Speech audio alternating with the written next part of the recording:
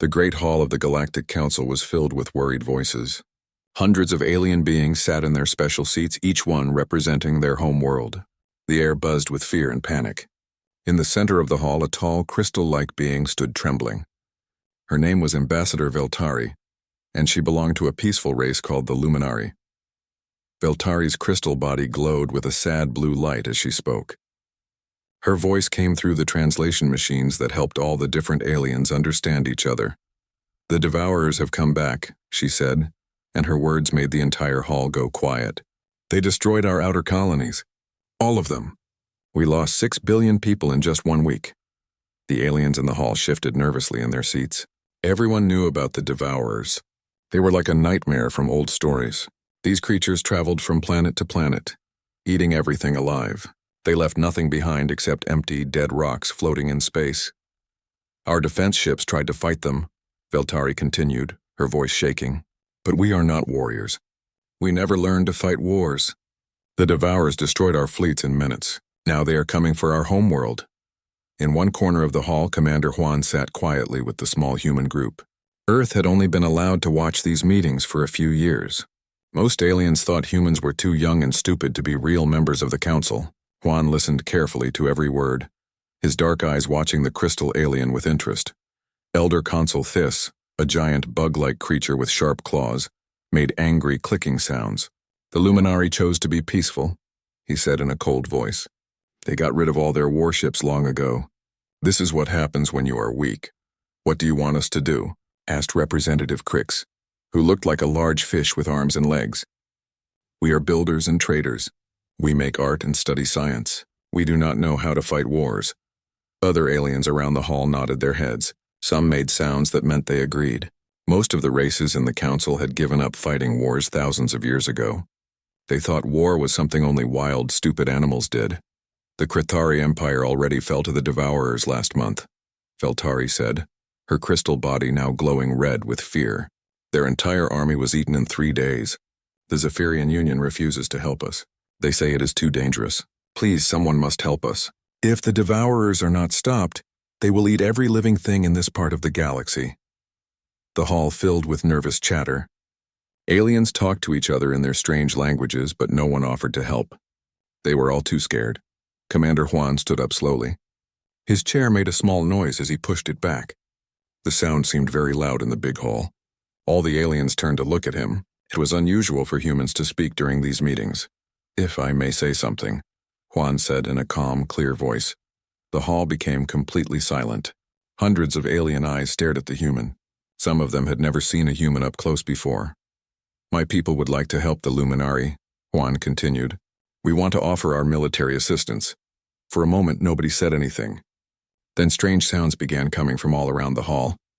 The translation machines called these sounds laughter, but they sounded more like angry hissing and clicking to human ears.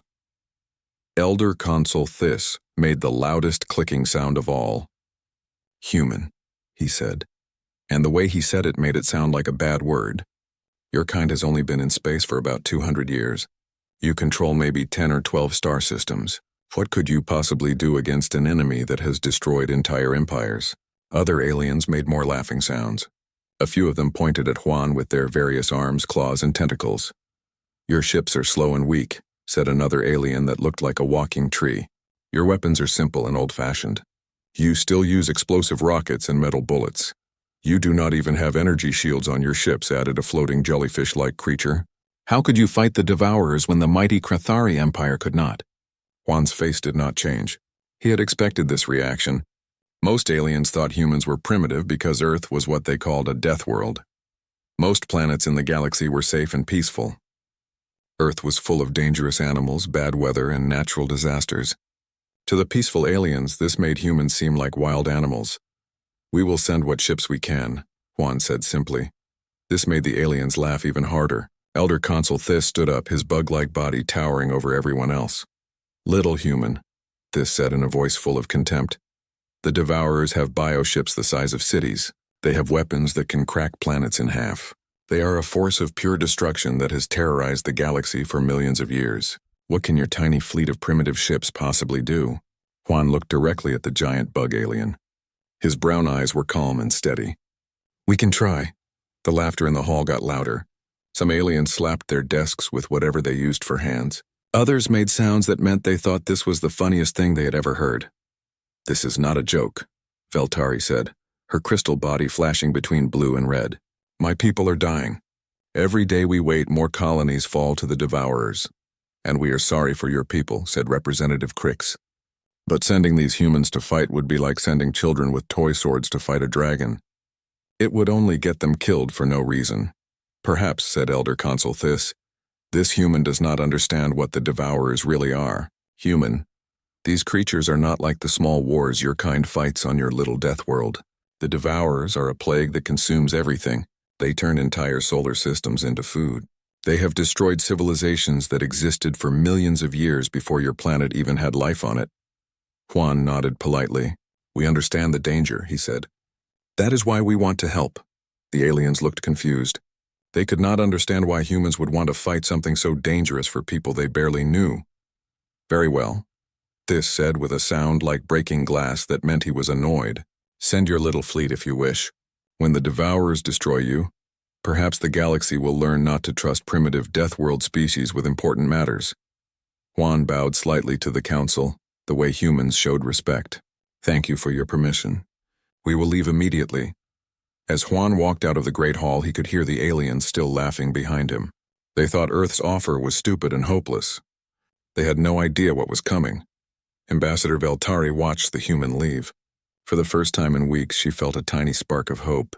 She did not know why, but something about the calm way Juan spoke made her think that maybe, just maybe, these strange deathworld creatures might surprise everyone. The other aliens continued talking and laughing, making plans to evacuate their own worlds before the devourers arrived.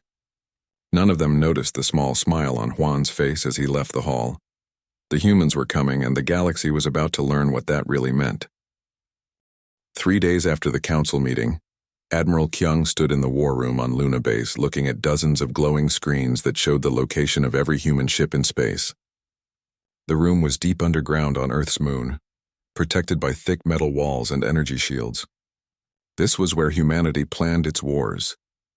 Kyung was a tall man with gray hair and serious eyes. He had fought in 3 different wars and had scars on his hands from when pirates attacked his first ship 20 years ago. Now he was looking at the biggest military operation humans had ever attempted. The aliens think we are making a mistake, said Captain Yuna, walking into the room. She commanded a big warship called the Incheon's Pride. Yuna was shorter than the admiral but had the same serious look in her eyes. They sent us a message saying we should not waste our lives fighting something we cannot win. Admiral Kyung made a sound that was almost like laughing, but not happy. Good. Let them think we are stupid. It will make things easier later. How many ships can we send without leaving our colonies unprotected? Commander Daeho, who was in charge of keeping track of all the fleet's supplies and ships, pressed some buttons on his control panel. Numbers and pictures appeared in the air above them. The 3rd and 7th battle groups are ready to go right now. That gives us 47 ships, including the big dreadnought Sol's Hammer. We can also send the fast attack squadrons from the Outer Rim colonies. That is another 30 ships. What about the new experimental ships? Admiral Kyung asked. Captain Yuna smiled, and for the first time she looked excited instead of serious. The stealth destroyers are ready for their first real battle.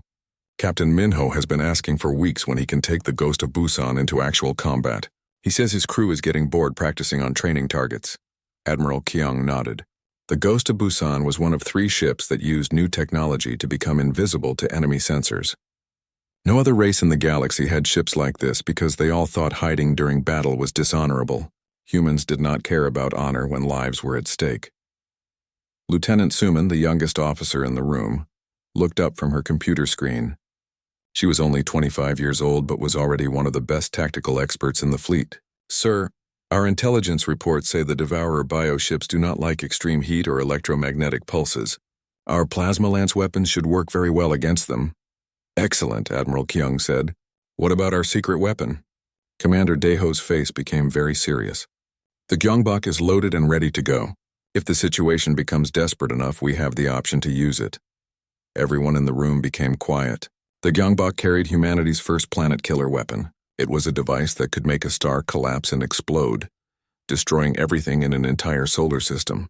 It was the kind of weapon that peaceful alien races would never build because they thought it was too horrible to use. But humans had learned long ago that sometimes you needed horrible weapons to stop even more horrible things from happening. I hope we do not need to use it, Admiral Kyung said quietly. But if the Devourers threaten human space, we will do whatever is necessary to protect our people. The door to the war room opened and Captain Minho walked in. He was a thin man with quick movements and bright eyes that seemed to see everything at once. His ship, the Ghost of Busan, was designed for sneaking up on enemies and hitting them before they knew what was happening. Admiral, Minho said, my crew is ready. We have been running stealth drills for 6 months. The Ghost can get close enough to touch an enemy ship without being detected. How close? Admiral Kyung asked. Minho grinned. Close enough to count the rivets on their hull, sir. Lieutenant Suman pulled up more tactical information. Sir, the Devourers use bioships that are grown rather than built. They are alive, which means they can heal damage over time, but they also have biological weak points. If we can target their nervous systems or major organs, we can kill them quickly. Like hunting animals, Captain Yuna said thoughtfully. Exactly like hunting animals, Admiral Kyung agreed. And humans are very good at hunting. Commander Daiho showed them pictures of the human fleet gathering near Mars. Dozens of ships hung in space like sleeping predators. Some were huge warships covered in armor and weapons. Others were smaller and faster, built for quick attacks. A few looked different from all the rest. These were the experimental ships that used technology other races had never seen. The aliens expect us to fight like they do, Admiral Kyung explained to his officers. They think we will line up our ships in neat formations and have a polite battle where everyone follows the same rules.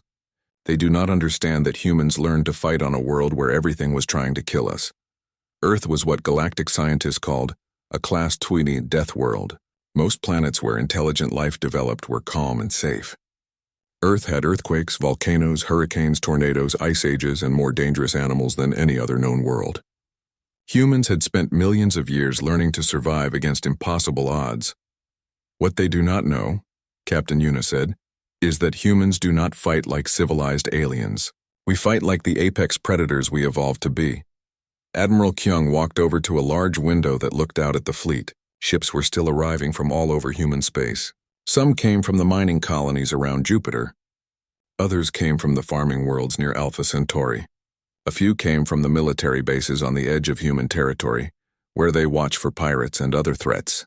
Send a message to all ship commanders, Admiral Kyung ordered. Tell them we are not going to this battle to be heroes. We are going to save innocent people and eliminate a threat to all life in the galaxy. We will fight like humans, not like aliens. Lieutenant Suman looked confused. What does that mean, sir? Admiral Kyung turned back to his officers. It means we do not care about honor or glory or fighting fair.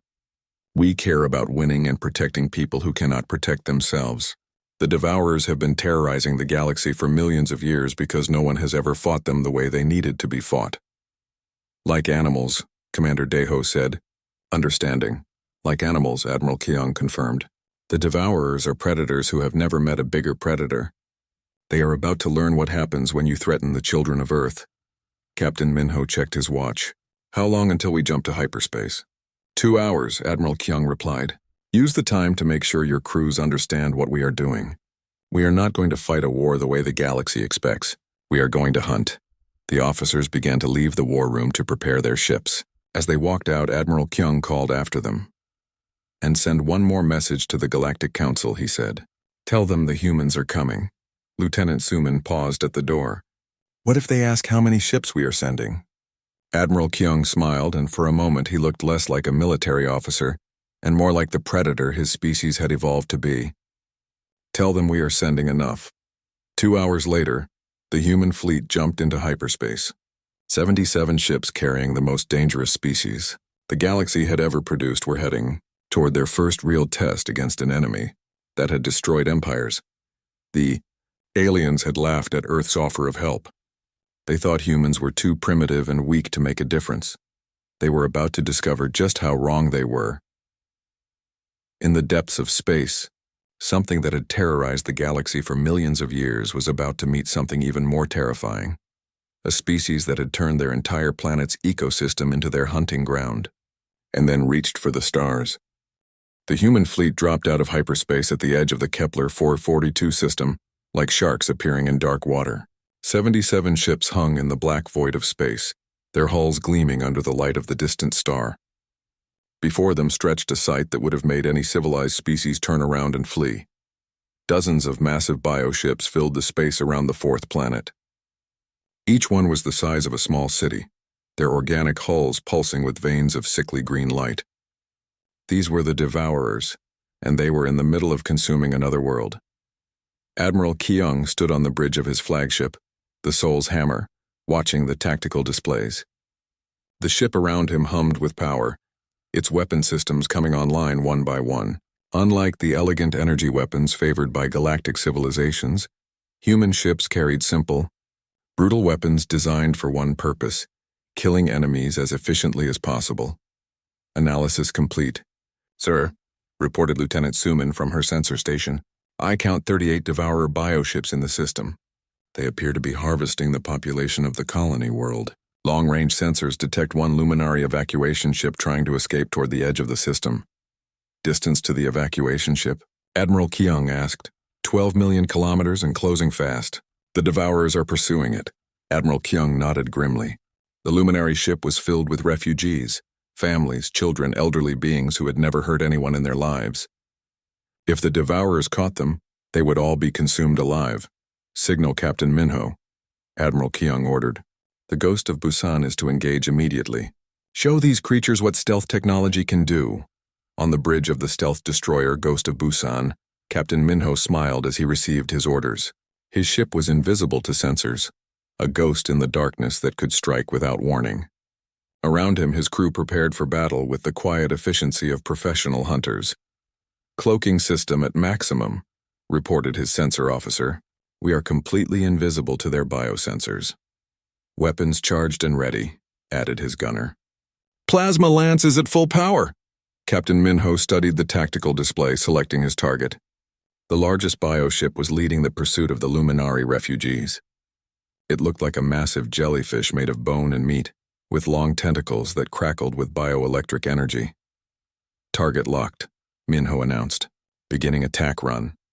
The Ghost of Busan moved through space like a hunting shark, its stealth systems hiding it from the Devourer sensors. The bioships had no idea death was approaching until it was too late. "Firing plasma lance," Minho reported over the fleet communication channel. A beam of superheated plasma, hotter than the core of a star, lanced out from the invisible ship. It struck the bioship directly in its central mass, burning through organic armor like a hot knife through butter. The creature ship convulsed in agony, its biological systems overloading as extreme heat cooked its vital organs.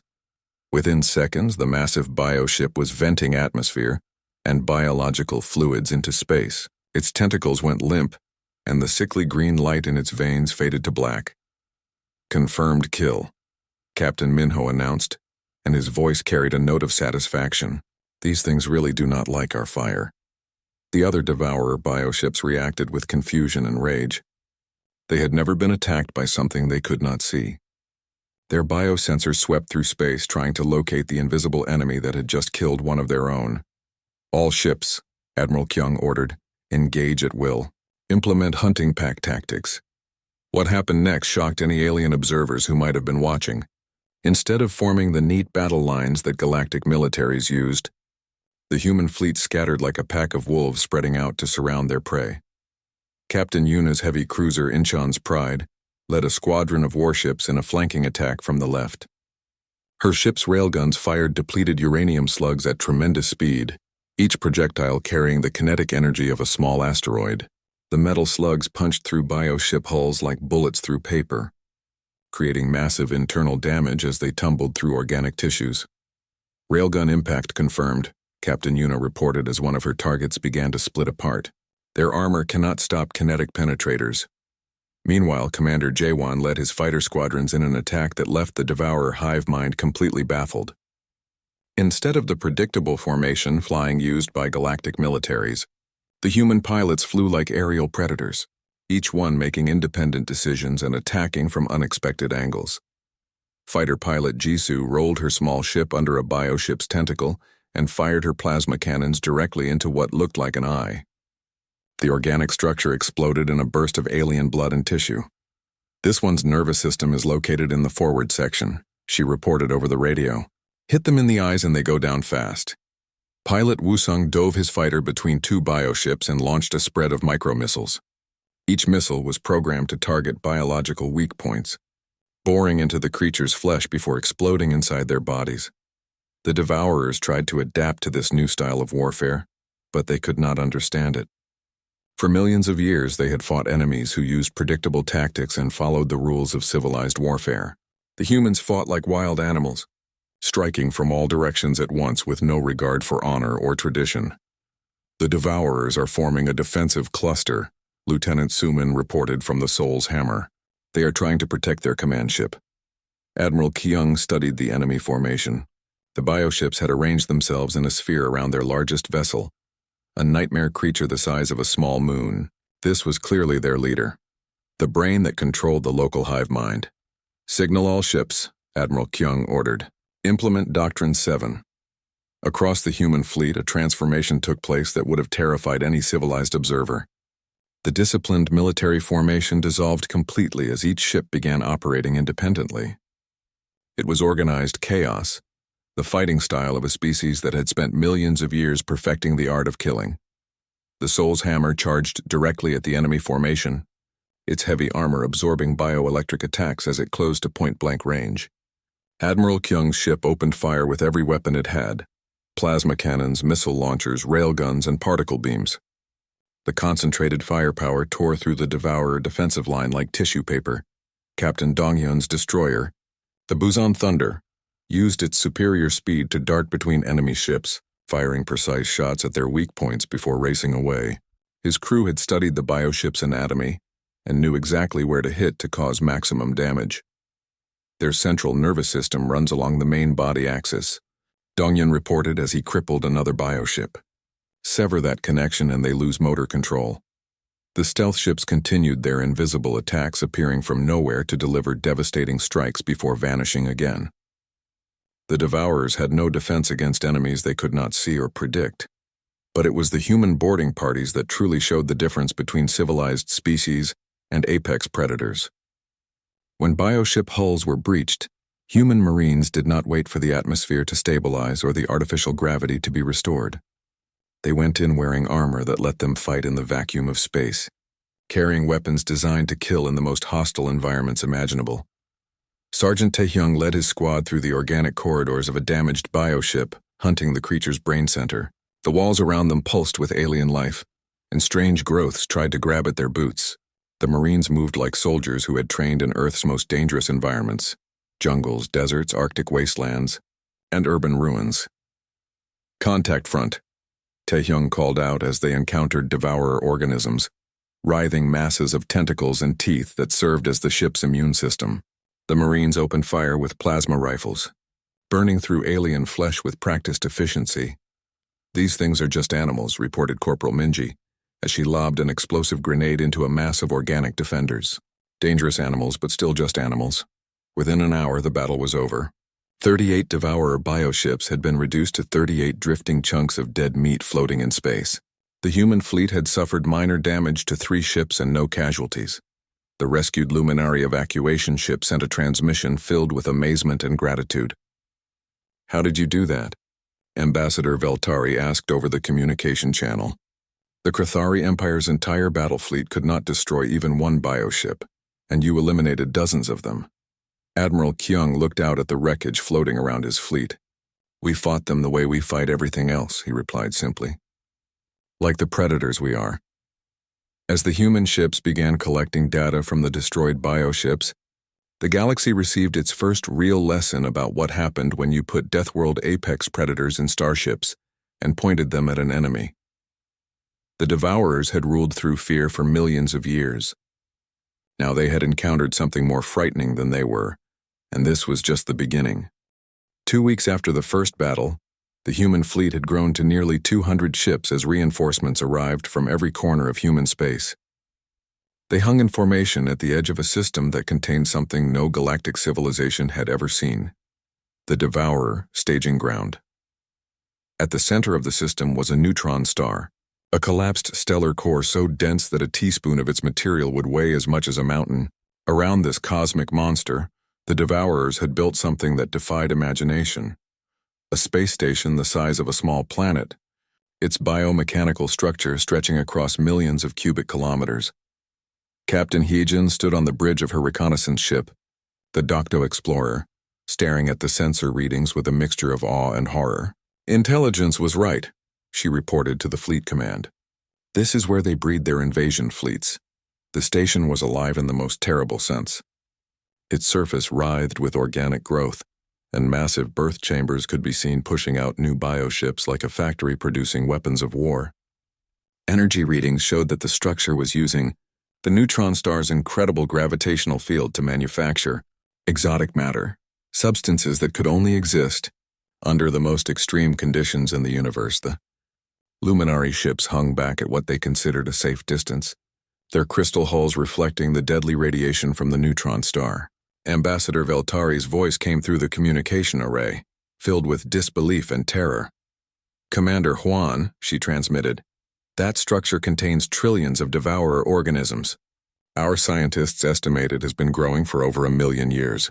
Even with your remarkable victories, surely this is beyond what any fleet can handle."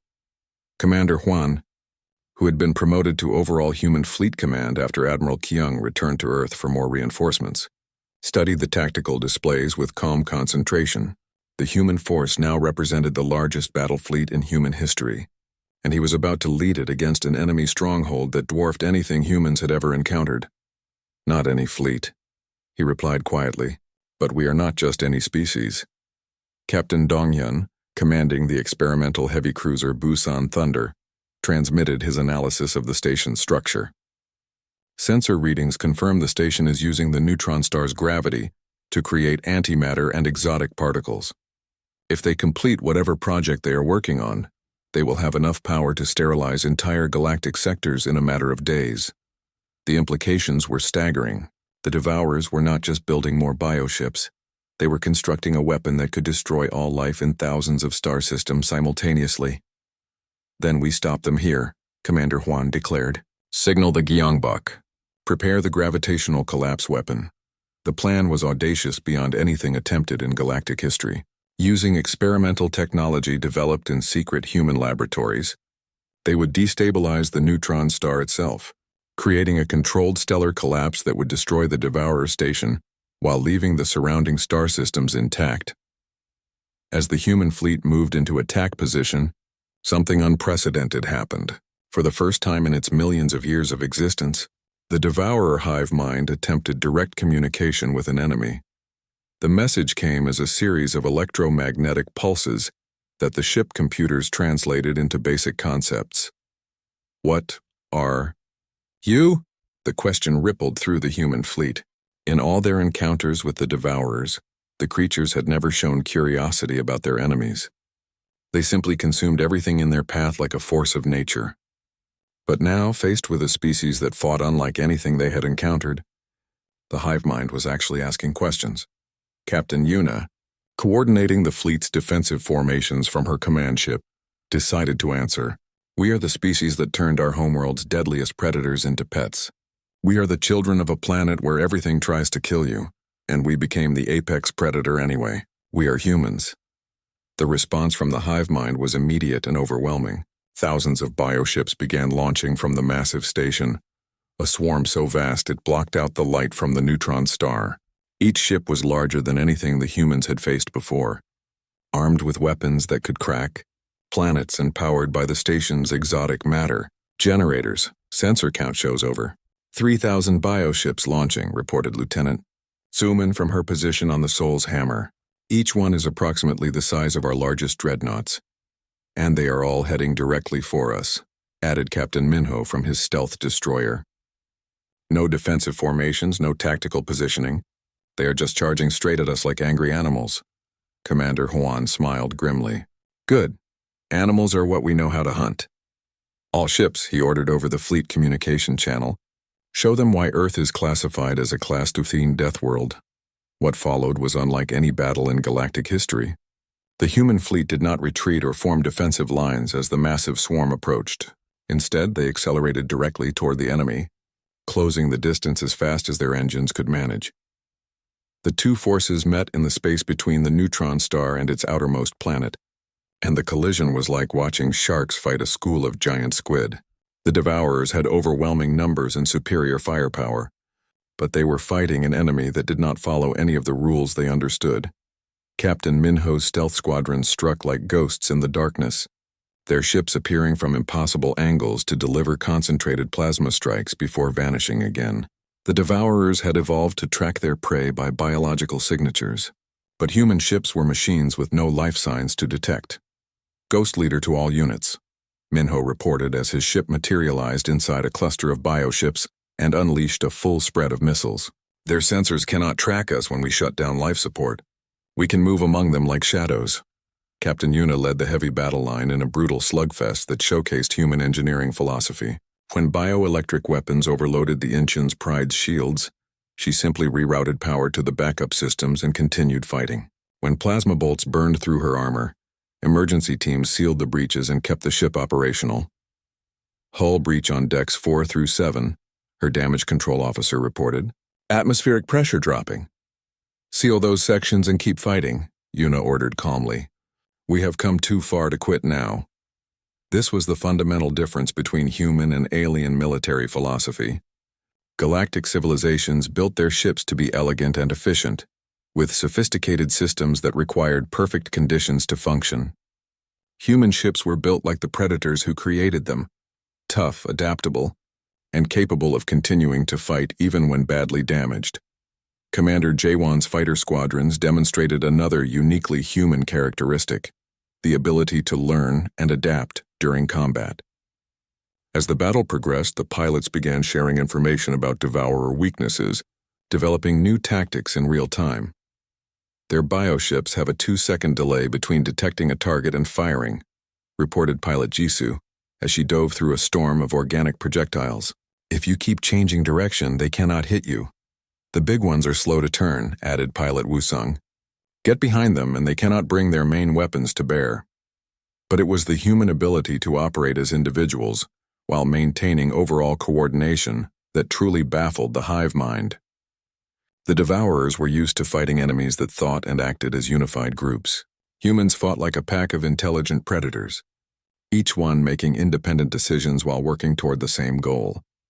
As the battle raged, Captain Dong-Yun's Busan Thunder penetrated deep into the Devourer formation using experimental phase shift technology. The ship flickered in and out of normal space, appearing inside the biostation itself before the defenders could react. We are inside their command structure, Dong-Hyun reported, his voice strained from the stress of combat. The hive mind's central processor is both beautiful and terrible, but it is also vulnerable. His boarding teams fought their way through organic corridors filled with defensive organisms, using weapons and tactics developed for fighting in Earth's most hostile environments. The Devourer creatures were dangerous, but they had never faced enemies that treated their biostation like just another dangerous ecosystem to be conquered. Meanwhile, the Gyeongbok had moved into position near the neutron star. Captain Yoonji, the ship's commander, reported that the gravitational collapse weapon was ready to deploy. Sir, we can destabilize the neutron star and destroy the entire station, she transmitted to Commander Hwan. But the blast will destroy everything within 3 light minutes of the star. Several of our ships, including Captain Dong-Hyun's strike team, are too deep in the enemy formation to escape in time.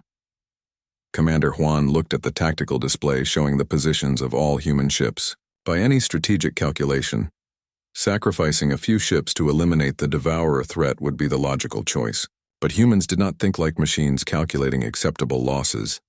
Negative, Captain Yoonji, Hwan replied firmly. We do not abandon our people. Sir, the strategic importance, I said no. The authority in Hwan's voice was absolute, carrying the instinctive command presence of an apex predator. We go in and get them out. The final battle raged for 18 hours without stopping. Human ships moved through the massive Devourer swarm like sharks hunting in dark water, their weapons firing continuously as they tore apart bioships that had terrorized the galaxy for millions of years. Captain Minho's stealth squadrons, struck from angles that should have been impossible, their ships appearing from nowhere like ghosts materializing in a nightmare. The ghost of Busan flickered in and out of visibility, delivering devastating plasma strikes before vanishing again into the darkness of space. Ghost Leader to Fleet Command, Minho reported as his ship destroyed another massive bioship. Their hive mind cannot adapt to our stealth tactics. Every time they think they have figured out our pattern, we change it. The Devourers had evolved over millions of years to be the perfect predators, consuming entire civilizations with mechanical efficiency. But they had never encountered prey that refused to act like prey. Humans fought back with a ferocity and unpredictability that left the hive mind. Confused and desperate, Captain Yuna led the main battle. Line in a grinding fight that showcased everything humans had learned about survival during their violent evolution on Earth. When the Inchin's pride lost half its armor plating to bioelectric weapons, she simply redistributed power to the remaining systems and kept fighting. When plasma bolts burned through the ship's hull, emergency repair teams sealed the breaches with whatever materials they could find. Structural integrity down to 40%, her engineering officer reported. We have fires on 6 decks and the main reactor is running at dangerous temperatures. Can we still fight? Yuna asked calmly. Yes, Captain. Then we keep fighting. This was the fundamental difference that the galaxy was witnessing. When civilized species suffered heavy damage, they retreated to safety and waited for repairs. When humans suffered heavy damage, they adapted and continued the attack. It was the mindset of apex predators who had spent millions of years learning that retreat meant death. The luminary ships, watching from their safe distance, could not understand what they were seeing.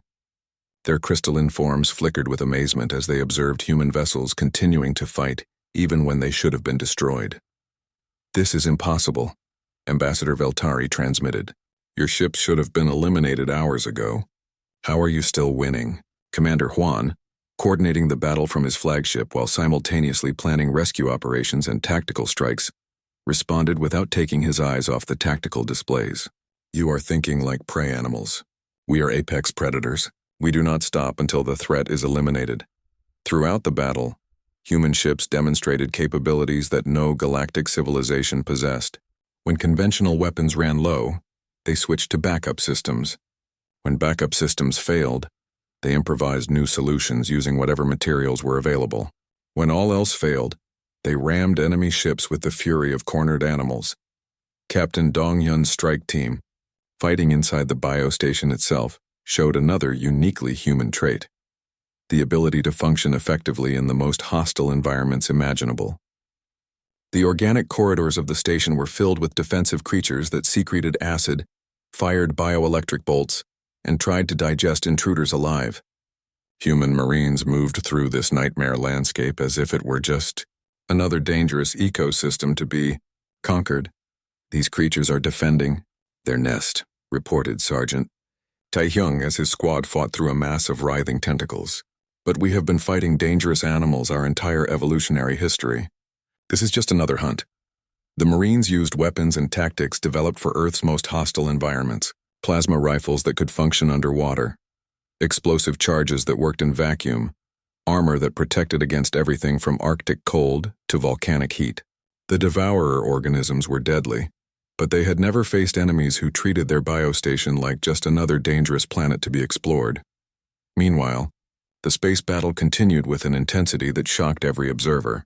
Human fighter pilots flew their small ships like aerial predators, using individual creativity and aggression to overwhelm enemies that relied on hive mind coordination. Pilot Jisoo rolled her fighter through a cloud of organic projectiles and fired her plasma cannons directly into what appeared to be a bioship's brain center. These things are just big animals, she reported over the radio. Find the nervous system and they go down fast. Pilot Wusung dove between 2 massive bioships and launched a spread of micro-missiles, each one programmed to target biological weak points. Their armor is tough, but it is still organic. Enough heat and it cooks like meat. As the battle progressed, something unprecedented happened. The Devourer hive mind, faced with the systematic destruction of its forces by an enemy it could not understand or predict, began to show signs of something galactic scientists had thought impossible: fear.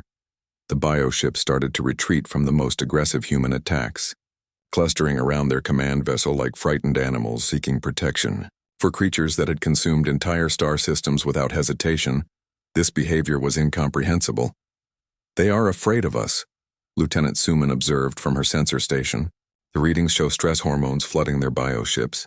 They do not know how to handle an enemy that fights back this effectively." Commander Juan studied the enemy formation as it contracted into a defensive sphere around the massive command ship. The Devourers were trying to use their superior numbers to create an impenetrable barrier, but they did not understand human tactics. "All ships," he ordered, "implement final assault protocol. Time to end this." What followed was a coordinated attack that demonstrated why humans had become the dominant species on one of the galaxy's most dangerous planets. Every ship in the human fleet moved with predatory precision, striking at weak points in the enemy formation, while maintaining perfect coordination with their packmates. The Soul's Hammer, flagship of the human fleet, charged directly at the enemy defensive line. Admiral Kyung's replacement, Captain Insu, had studied the bioship's behavior patterns and knew exactly where to strike. His ship's heavy weapons tore through the organic barrier like claws ripping through flesh. Captain Dongyun's strike team, still fighting inside the biostation, reached the central control chamber where the hive mind's consciousness was housed. The chamber was a vast organic space filled with neural networks that pulsed with alien intelligence. "We found it," Dongyun reported. "The main brain. It is actually beautiful in a terrifying way, but it is also completely vulnerable." Instead of simply destroying the hive mind, the human team did something that demonstrated the difference between civilized species and apex predators. They placed precise explosive charges that would disrupt the neural networks without immediately killing the consciousness, forcing it to experience the destruction of its forces in real time. As the charges detonated, the effect on the Devourer swarm was immediate and devastating. Without the hive mind's coordination, the bioships began attacking each other in confusion.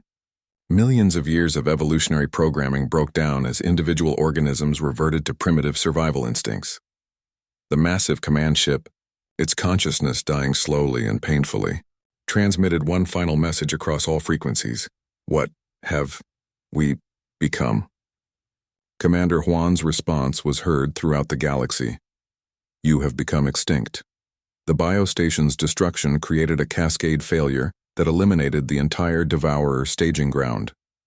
The neutron star, destabilized by the loss of the exotic matter facility, began emitting radiation bursts that would sterilize any Devourer organism within dozens of light years. As the human fleet regrouped in the aftermath of their victory, the galaxy finally understood what they had witnessed. This was not just a military victory. It was a demonstration of what happened when apex predators from a death world were given starships and pointed at an enemy. The Devourers had ruled, through fear for millions of years, consuming everything in their path like a force of nature.